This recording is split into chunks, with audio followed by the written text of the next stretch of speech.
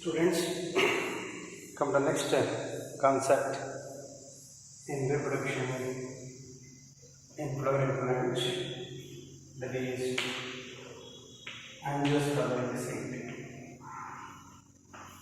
Angiospermic seed.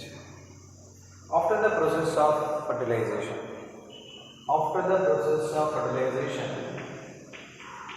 ovule develops into seed. Ovules are developed into seed. Ovule is developed into seed. Seeds which are considered as fertilized ovules. The fertilized ovules are called as the seeds. Usually, these are seeds which are present inside the fruit. The seeds which are the final products of sexual reproduction in flowering plants. Final products of sexual reproduction in flowering plants, which are considered as the seeds. Here the seed means fertilized ovule. Here the seed, the typical seed consists of seed coat,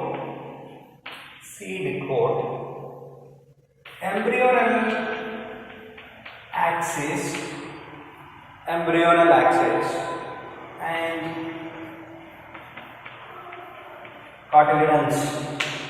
and cotyledons. Here seed coats which are protective coverings of the seed, which are differentiated into outer testa and inner tegmen. Here, embryonal axis of the seed terminates to produce plumule and radicle. The cotyledons, which are fleshy, thick structures which containing reserve food materials. That cotyledons, which are very important for nourishing the development of plumule and radicle. The typical structure of seed. It is the seed that will be shows different regions. It is the part the seed is covered by seed coat. Seed is covered by seed coat. The seed coat can be differentiated into testa and tegmen. The seed coat leaves an opening for the purpose of aeration. A seed coat containing a pore, opening, aperture called micropyle. During the germination of the seed, the cotyledons which are separated,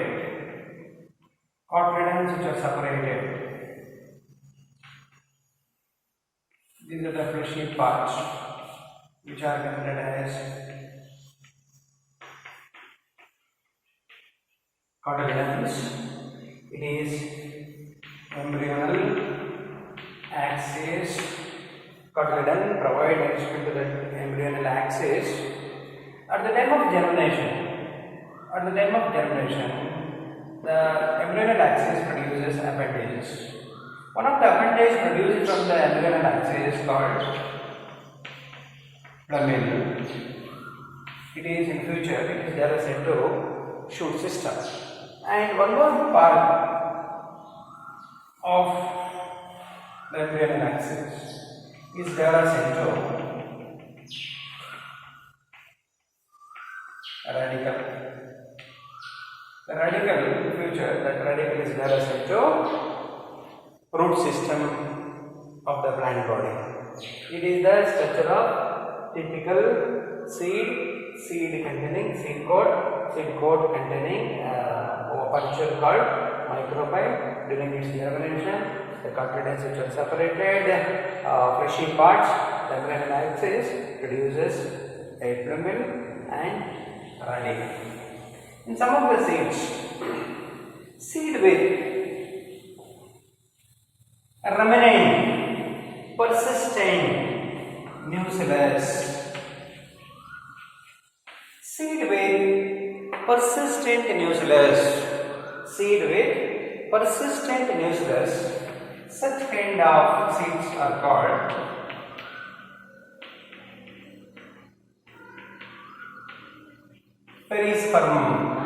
perisperms. Seed with persistent nucleus called perisperm. Best examples for perisperm: black pepper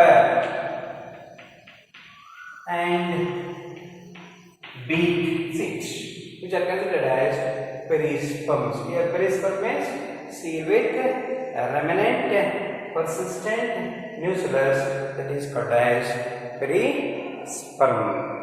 And during its maturity, seed maturity, the water content becomes reduced. During the maturity of the seed, the water content is reduced and enters into inactive state. Inactive state of the seed. The seed, during its maturity, the seed reduces the water content, enters into inactive state, that is called as dormancy. Dormancy means the seeds which enters into inactive state, that is called as dormancy. Here the seeds which are classified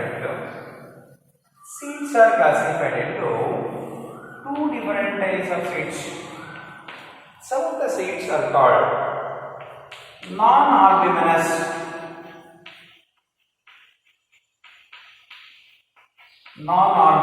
seeds, and other kind of seeds are called albuminous.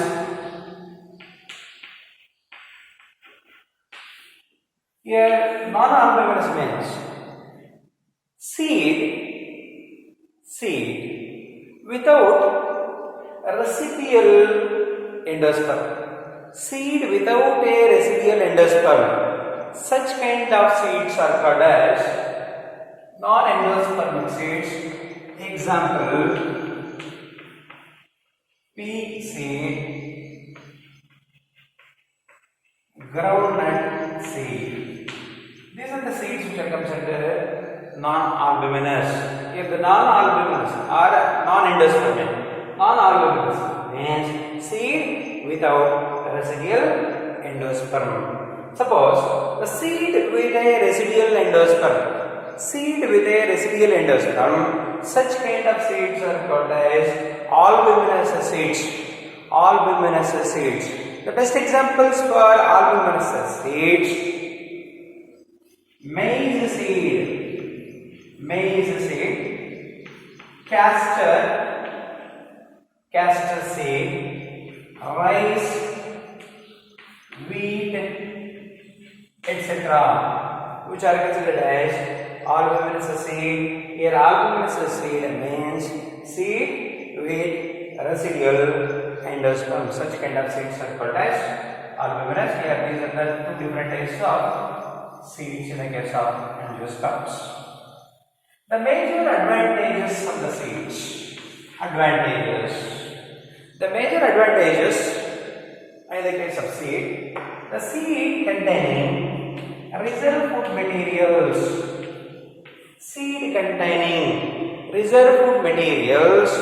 And it nourishes young seedlings.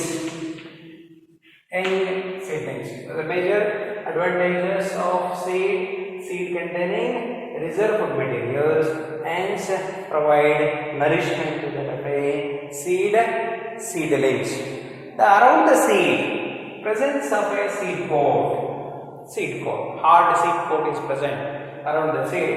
Here particularly seed coat seed coat, hard seed coat. Provide protection to that of embryo. Protection to that of embryo. And seeds generate genetic recombination. Generate genetic recombination. That will lead to variations here, and one more method, one more advantage, that is disposal of seeds to that new habitats. Disposal of seeds to new habitats and helpful for the species to colonize, helps to species to colonize. So the seeds which are very important for disposal into new habitats, generate genetic recombination, leads to variation. Seed coat, hard seed coat provide protection to the embryo. Usually seeds which containing reserve food materials provide nourishment to the development of seedlings. These are the advantages of seed. Next concept, that is fruit. Here fruit means fertilized ovary. Fertilized ovary is called as a fruit. Ripened ovary is called as a fruit. Matured ovary is called as a fruit. Here the fruit means fertilized ovary is called as a fruit. Around that fruit, presence of a protective layer. Here the ovary is developed into fruit. After the double fertilization, ovary wall is developed into a protective layer of the fruit. That protective layer of the fruit called pericarp. Based on the nature of pericarp, the fruits which are classified into two different types of fruits. Some of the fruits are called fleshy fruits, and the other kind of fruits are called as dry fruits. Here fleshy fruit means pericarp becomes fleshy. Dry fruit means pericarp becomes dry sir. The best example for fleshy fruit: orange, mango. These are the examples for fleshy. Dry fruits, best example for dry fruits: maize fruit, mustard fruit, groundnut fruits, which are considered as dry fruits. In other words, in general classification of fruit, the fruits which are classified into true fruits and false fruits. Here true fruit means ovary is developed in the fruit. In a flower. The ovary is developed in the fruit. Such kind of fruits are called as true fruits. For example, pea fruit, wheat, maize, etc. Here the ovary is developed in the fruit. Such kind of fruits are called as the true fruits. Here the false fruit or pseudo fruit. Here false fruit means thalamus is developed in the fruit. In a flower, the thalamus is developed in the fruit. That kind of fruit is called as false fruit. That kind of fruits are called false fruits or pseudo fruit. Best example: apple. Apple is the fruit called false fruit. Strawberry. Strawberry is the fruit called false fruit. Cashew. Cashew fruit is called as the false fruit because the thalamus is develops into fruit. In some cases, the fruits which are developed without fertilization, formation of fruit without fertilization, such kind of fruits are called as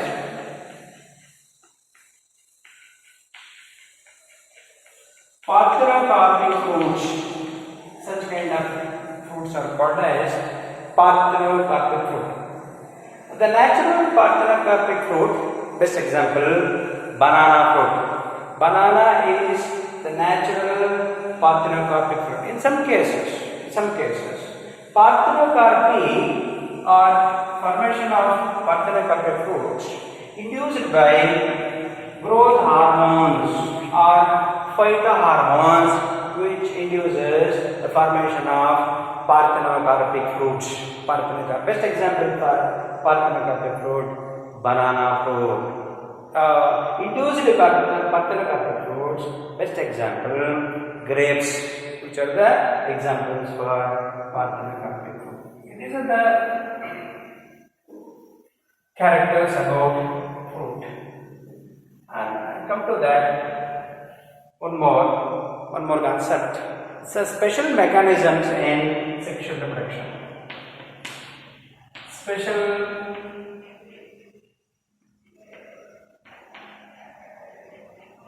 Special mechanisms in sexual reproduction, especially in the case of flowering plants.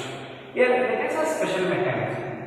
One of the concepts that is called as apomixis. Apomixis or agamospermy.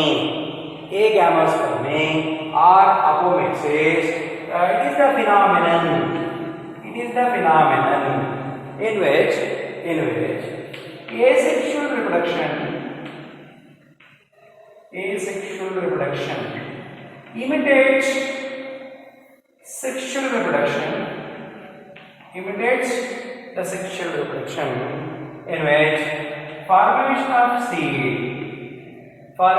seed without fertilization. Apomixis or agamospermy means it is the phenomenon in which asexual reproduction imitates the sexual reproduction by the formation of seed without fertilization. That process is called as apomixis. The best examples for apomixis: citrus seeds, mango seeds, which are considered as apomictic seeds, where there is a occurrence of the process called apomixis. The major advantages of apomixis.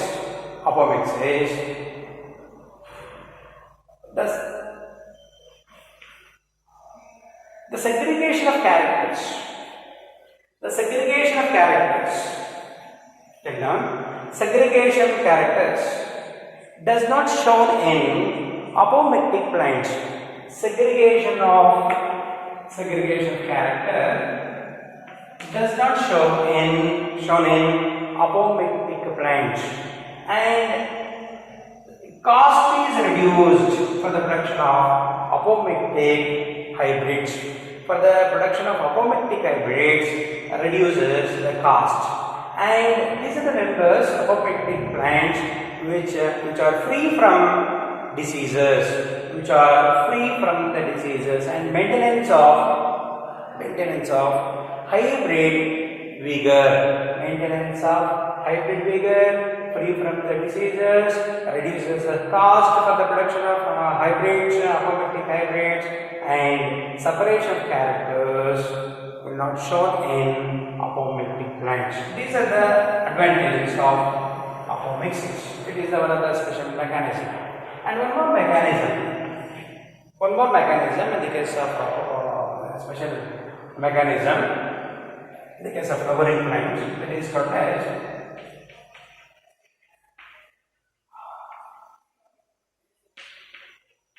polyembryony. The name indicates poly means many, embryony means embryo. Here it means occurrence of more than one embryo in the seed.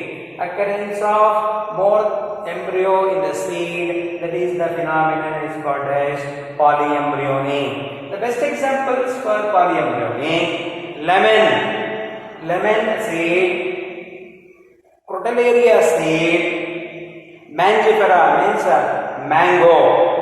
These are the seeds which containing more than one embryo. Therefore, such kind of seeds are called as polyembryonic seeds. That kind of mechanism, that kind of process called polyembryony. This kind of seeds, which are produced from cells of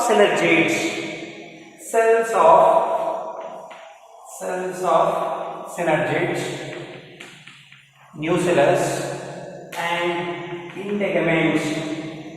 Here the integument cells, nuclear cells and synergid cells which are developed into embryo, particularly in the case of a seed. And this kind of seeds which are developed due to the presence of more than one embryo sac in the ovule.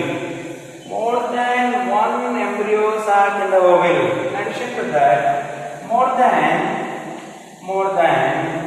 one egg cell in the embryo sac. More than one egg cell in the case of embryo sac of the ovule, that to be produces one kind of seeds are called as polyembryonic seeds. The major advantages of polyembryony, it is very important role in plant breeding processes.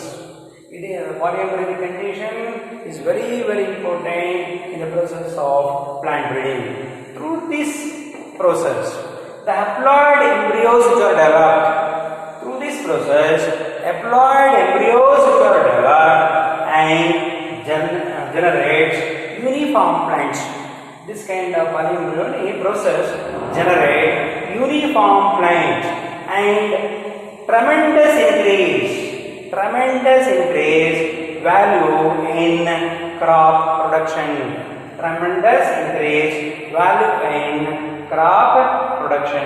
These are the advantages of polyembryony. Major advantages of polyembryony includes very important role in plant breeding, production of haploid embryos, generate uniform plants and tremendous increase value in crop production. These are the special mechanisms, particularly in the case of flowering plants. One is apomixis and one more polyembryony. Apomixis formation of seed without fertilization. Polyembryony means occurrence of more than one embryo in the seed. That process is called as polyembryony. Here, the second topic, that is reproduction in flowering plant topic is completed. Thank you.